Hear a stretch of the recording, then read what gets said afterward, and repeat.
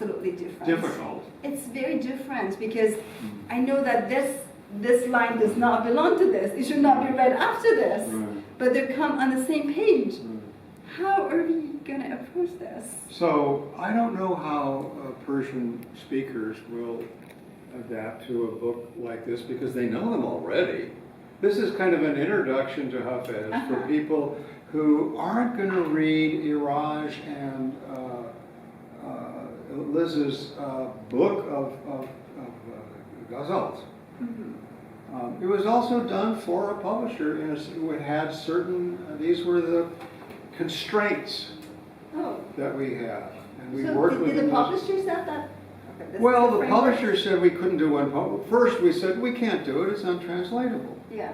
Then, I didn't know of these Kiristamian versions, and I didn't know that they were controversies about them. And I thought, well, maybe this is a way we can do it. But then we showed him, the publisher like this, but you can't use one poem per page. Which is good in a way, because then that inspired us to collaborate with the typographer, dancer, painter, poet, in how could we make an arrangement so we're creating, as I said, something that follows the patterning of the development harmonically and rhythmically of classical Persian music. I mean, I'm sure there's more reasons to criticize this book beside the fact that we are following in the footsteps of Kiarostami, who has ruffled feathers. I'm not criticizing. No, I mean, your criticism is not the same as doesn't mean, critical doesn't mean bad. It just means, we're finding choices, kroinos, to choose. So my philosophy in a nutshell. Yes, please. First, you want to know about the poet. Was he a communist? Do you know about his life? Did he become a fascist? Well, who are you translating? You may love the poems, but get to know the poet first. I mean, that's kind of an issue, I think, if you're going to take time to translate a poet. It's a great exercise in producing, 100 lines a day, or and just as an exercise. But to actually take it on, I think, however my philosophy is, I think you might want to consider in terms of, do I say what he says, or do I say what he means? And the latter I'm kind of reluctant to do because it can be, colonialist on putting words in his mouth. That isn't what he said. I'm trying to say what he means, who am I to do that? Is that the translator's role? It's kind of finding a middle way depending on the poem. So I'll give you an example. There's this ruler who was a terrible tyrant and brutal to boot, and Hafez called him the top cop, and because he not only banned alcohol, he banned music. And so Hafez said the top cop, and originally I just kind of came up with the top cop chopped the hair of the harp. Up, up, up, hair, harp. But that sounded too kind of like hip hop. And it didn't really have music. And one of the things about Hafez is he's musical, and we listen to the music. And even if you can't reproduce the actual music of that particular poem, sometimes we did, you want the poem to argue itself musically, as well as intellectually in terms of the content. And so it's like stamp collecting, and then someday, at some point, a word will come to you like a letter has come with a stamp that'll fit in your stamp collection book. And in this case, it was the chief cop. Oh! And once it was the chief cop, then we could move the other words around, and because it's a brief poem, you have the facility to move it many different ways and see how it's going to work. I think you're referring to Muḥammad probably, but I mean, what you did has been an impossible task. I should. If I go out on this, I'm fine. Even if people will kind of go, but you use the Abbas Kiarostami. it gave me an opportunity to get deep into. I mean, being controversial is not necessarily negative by itself. Baha'u'llah Khorramshahi is No, the tradition, a proponent. you know what happened to Rimbaud, he wound up selling guns to the Africans. He wasn't an ordinary guy by any means either. Can I ask a question that relates to this, and it's just a factual question that I've wondered about? Do we know, like you had the pages where there were 2 one-line poems and then 2 others. Do we know for sure that Hafez meant those to be one-line single poems? I thought you said that his poetry was collected later by others. So do we know where he intended the breaks to go or the relationships? Is this a question for you? It's for either of you. For me. No, it's for either of And you. I'm not Anyone an who authority knows. on the Persian divans of Hafez. And I know that some of that's where some of the differences of which divan did you use comes out, because sometimes there'll be a version that has this, line here, and that line may be in another edition somewhere else, or a couplet, if that's what you mean. But we're really kind of not in that realm. We're just looking at close-up. Like somebody did a book of lines from Walden by Thoreau, just finding 575. Just from the prose. It's that kind of, there's this kind of micro minimalism, although the idea is that they would all be cohere as one poem. Can you talk a little bit about the process of you and Erfan working together? Sure, I'd love to. Erfan and I had worked on the Book of Absence by email. It took us 5 years. A knock on the door, a publisher says, can we do Hafez? I don't want to take, we don't have 5 years. As publishers give you a due date. And I said, have you ever used Google Docs? And he said, no, which is weird because he's more tech savvy than me by 100. And also we hadn't done Google Duo or Google Meet video teleconferencing.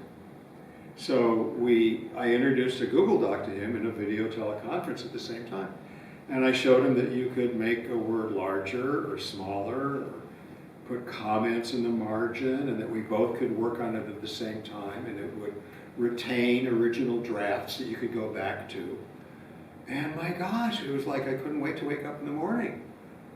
So did he provide you with his initial English translation, and then you massaged it together? How did you, I'm interested in the talking part. You know Vajhayeb?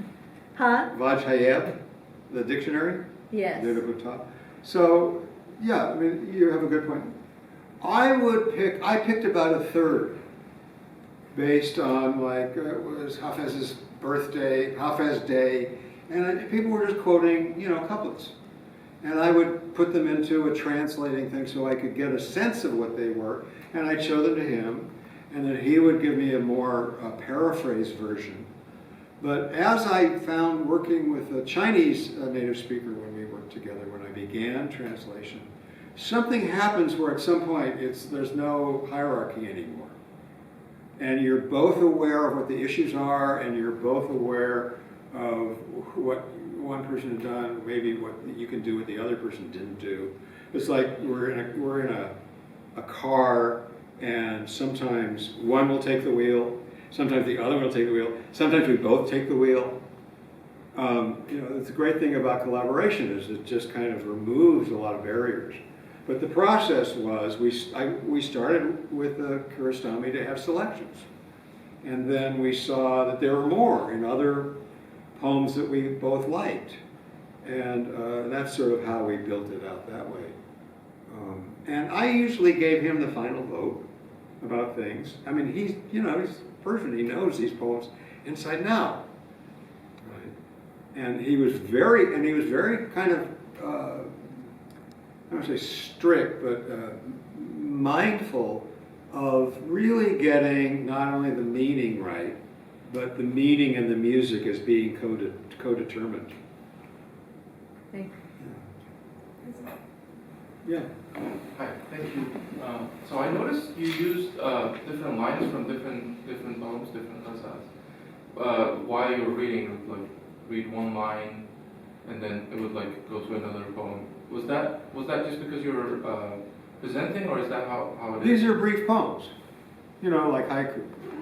You know haiku? No. Oh, short. They're brief poems. They're short. Do you know Persian? You know? Yeah, I do. So we're just taking. I know to people who know Persian, it must be like, you know, scratching a blackboard with your fingernail. You know, irritating or difficult. So we take out of a ghazal, we take a hemi-stitch, a half a hemi-stitch, and we look at that as a unit, like fractal. Like it's a part, you can see the whole of the poem in this little unit, maybe. And then we would divide that line into lines as a brief poem. And then there's no connection from one to the other, except occasionally. They're all like, kind of like the lines of a ghazal. They're independent. So that's what I was actually saying. They are presented on page with spaces in between. But when you read it, if you flow, like one is here and top right, and one is middle left, then if you read them after each other, they do not belong to the same poem. Yeah. And Right. why not? Why not translate the whole poem? What was your Well, thinking? you know, there are translations of Hafez's ghazals going back to, you know, the 17th century, 16th century, 17th century. And I thought Iraj and Elizabeth did a very good job, and I didn't think we could top her. You know, and I don't think the publisher, I don't know, I kind of felt as like we're standing on the shoulders of all these people who have translated Hafez, and maybe it would be possible to make him new in some kind of way in this instance. There's a lot of reasons why it's hard to translate a ghazal, even if you know Persian by Hafez, because he's just such a refined, multidimensional, multi-layered poet. And but we included one in the. What else? I noticed you had some reaction when I mentioned the procreations or the Daniel Ladinsky poems. So did you want to share with us why that was? Well, we just had a conversation exactly about that yesterday. Yeah? Yeah. Takeaway from it? It was just amusing. Well, you know, it was interesting that so many people took to those poems and had no idea. 2 million. Yeah. Yeah. And then found out. And But they don't find out. Or I found out. Oh, you found out. Oh, so that's how you thought Hafez was originally? At first, yes. That was my Yeah, introduction. what? Well, Yeah. 2 million people have. Yeah. Yeah. Right. Yeah. I mean, it's not to say that they're not good poems, but But there's also the other thing that bothers me also about Coleman Barks. yeah. You weren't as critical of Coleman Barks, but I think there's a kind of erasure also of Islam from the ways in which Islam is both a source for Sufism and inspiration, but also like it's the landscape in which these poets are creating, both in deflecting and subverting, but also criticizing rulers, and that bothers me a great deal. Not just the sort of appropriation and you know, but that there's something also about the idea that the landscape in which these poems emerge is very complex and informed by religion, divination, culture, politics, and the science of the day. the science of the day, and also the interwovenness of Yeah. scientific thought with poetry. And all the other poets, there's the And I think intertextuality that too. it's also this desire to make them commercially viable at the expense, I think, also of, even this contemporary moment where there's so much Islamophobia, so much anti-Iranian, so much and that's where I get sort of irritated. Well, speaking I of stand irritation. guilty, I mean, I stand as accused, certainly, in some respects, but whenever we could, I mentioned the 2 recording angels, and I put in the glossary who the 2 recording angels are.